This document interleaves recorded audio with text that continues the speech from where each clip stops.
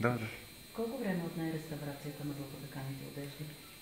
Ами реално погледнато повече от 10 години, защото само преди няколко месеца ние ги взехме от Велико Търново.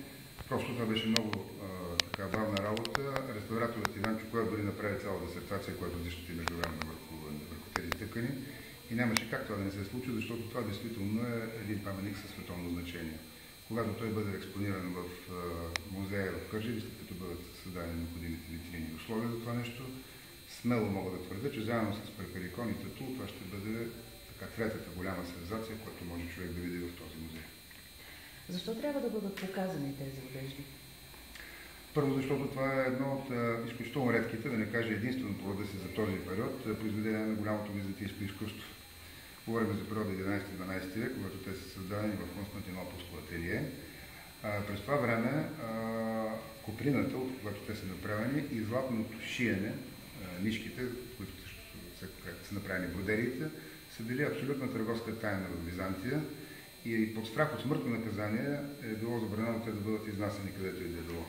Така че намирането на такъв паметник, особено в условията на нашите почви, не позволяващи подобно съхраняване, е действително едно изключително постижение и изключително важен момент. Това е единият момент, който говоря чисто изкуствоведческа гледна точка. Но не по-малко важно е кой е бил погребан там. Вече ние знаем, че става дума за една голяма епископия, обхващаща цялата територия на източните Родопи, автономна, подчинена директно на Константинопол. И тази епископия ние научихме много за нея през последно време, защото открихме много печати, ловни печати на епископи на Ахридос. По наша преценка, човека, който е погребан, най-вероятно е носил името Константин, той е живял в края на 12 век този епископ.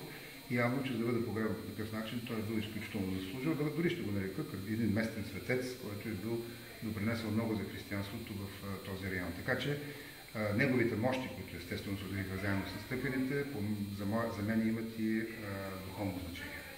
Как разбрахте, че това са мощите и дрехите точно на този Константин? Сега много се заговори за мощи и за тяхната автентичност. Значи автентичността е вън съмнение, защото мощите се намират на място, заедно с дрехите. Но в случая това е предположение, с на хипотеза, просто печатите, които имаме на Константин, са именно от втората половина на 12 век.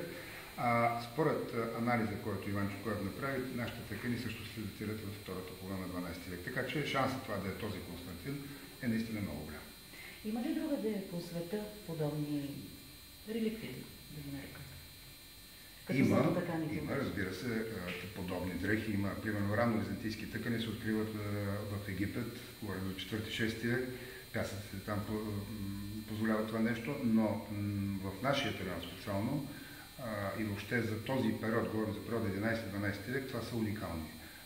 Може би има още само един-два такива примера. Като сравнение ще кажа, че в руската оръжейна палата в Кремъл един от най-големите експонати, това са двата епитрахила на патриарх Фотий от началото на 15 век. Те се водят, бих казал, за шедьоврите на този период. Нашите са с 300 години по-ранни от тези, които са в Русия. Дори този пример е достатъчен. Каква ще бъде съдбата на златотъканите одежди? Те трябва да бъдат експонирани, разбира се. Твърде дълго време прекараха в лаборатории и в складове, на места, където ги съхраняваме, без да ги виждат хората. За тази цел обаче действително трябва да намерим средства, които да позволят да се създаде специални условия. Става дума за една аргонова витрина, в която те да бъдат съхранявани при пълна безопасност. Не са ефтини тези неща, но са и чак толкова скъпи. Аз съм убеден, че община Кърджали и държавата ще намерят възможности да осигурят тези наистина 15 000 лева, за да може да се направи нещо подобно. Как коментирате откритите край Созопол мощи на светеца?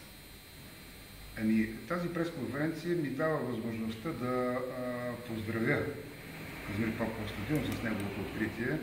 До този момент аз запазвах мълчание, защото не исках да се включвам в тези полемики до някъде, които възникнаха. Но моето мнение е, че това е действително една голяма находка.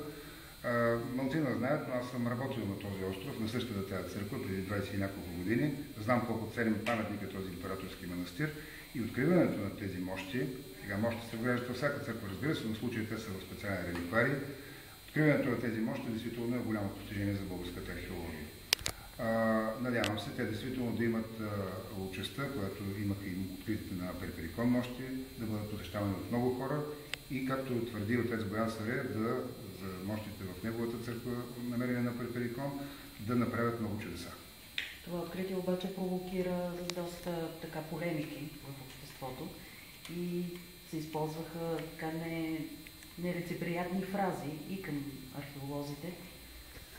Аз не смятам, че точно това откритие е провокирало нещата. Всъщност нещата бяха провокирани от една статия на Божидар Димитров, в която той говореше за българската археология и за златото на траките. По-скоро оттам нали тръгнаха нещата, в което се говореше, че златото на траките не е нещо, на което трябва да се прекланяме и така нататък. Аз съм категорично против противопоставянето на отделни периоди в българската история. Самият аз съм медиевист, занимавам се с средновековна археология, но с работата ми в източното Родопие предполага огромен колектив от археолози, пред Перикон има 7000 годишна история, на която всеки от тези периоди е важен. И праисторията, и античността, и траките, и средновековието. Така че не смятам, че отделните периоди трябва да се противопоставят. Що се отнася до изпуснати буми от този или от този, всеки отговаря за себе си.